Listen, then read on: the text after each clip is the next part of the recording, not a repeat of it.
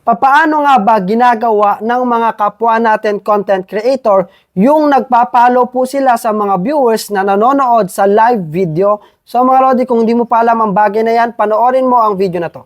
So mga Lodi, halimbawa ito po yung live na inyong pinapanood, and then meron po kayong makikitang mga badges sa tabi ng pangalan ng mga viewers. For example, yung star, diamond, kamay, flag. I-click nyo lamang po example itong badge ni Ma'am Ellen, and then punta lamang po kayo dito sa diamond, no, yung top fan badge, and then click yung see more about Ellen, and then pwede nyo na po siyang i-follow dyan.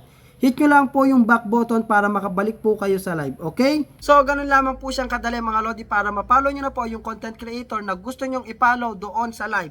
At syempre mga Lodi, paalala lang po, ito po ay hindi pwede sa co-host at sa host mga Lodi, dahil pagka ginawa nyo to ay maglilib po kayo sa live at malalaglag po kayo, okay? Huwag mong kalimutang i-share ang video na to at i-follow na rin ako para updated ka sa aking mga video tutorials. Thank you!